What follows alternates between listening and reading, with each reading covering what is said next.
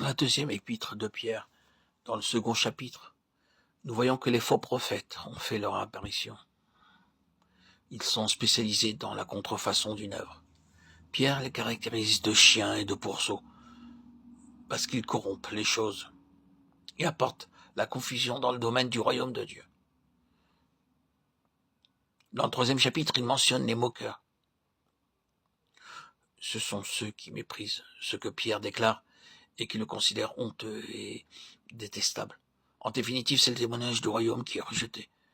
Pierre a été contraint d'écrire cette deuxième lettre, parce que sa première lettre a été rejetée et mise de côté.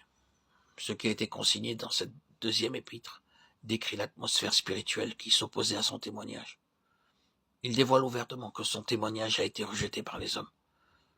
Or, si l'époque de Pierre a été caractérisée par un tel déclin spirituel, combien plus cela est également vrai en ces jours de la fin. Nous trouvons peu de personnes aujourd'hui qui ont un fardeau pour le témoignage du royaume, et nombreux sont les opposants qui le décrient lorsqu'il est proclamé. Il n'est pas étonnant que beaucoup le considèrent comme un idéal utopique, car tel fut aussi le cas à l'époque de Pierre. Qui donc encore pourrait être surpris des falsifications insidieuses à l'encontre de la vérité, car toutes ces choses avaient déjà libre cours à l'époque de Pierre. Devons-nous donc être troublés et confus par ces choses survenant aussi aujourd'hui? Cependant, cela n'était pas la situation à la fin du ministère de Pierre seulement, car Paul a aussi connu le même sort.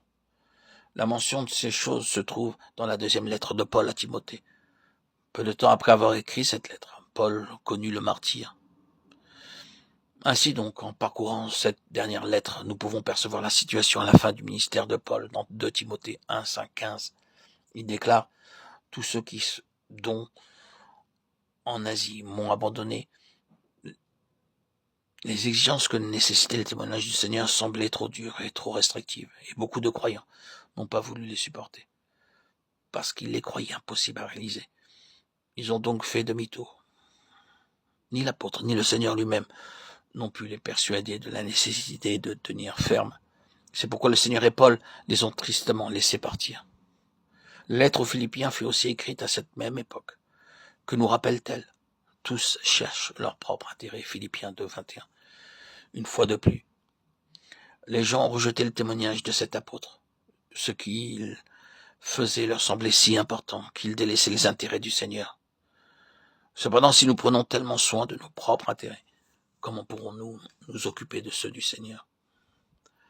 Ils seront très certainement délaissés. Nous voyons donc que le témoignage de Paul a été rejeté et haï par les hommes. Ces dernières paroles exhortent les croyants à la vigilance et à se garder de l'intrusion des hérésies. C'est ainsi que s'achèvera le ministère de Paul. Le résultat de tout cela fut que lorsque Paul et Pierre moururent, l'Église, d'un point de vue humain, était en déclin spirituel. Sa situation était comparable à celle décrite dans les chapitres 2 et 3 de l'Apocalypse.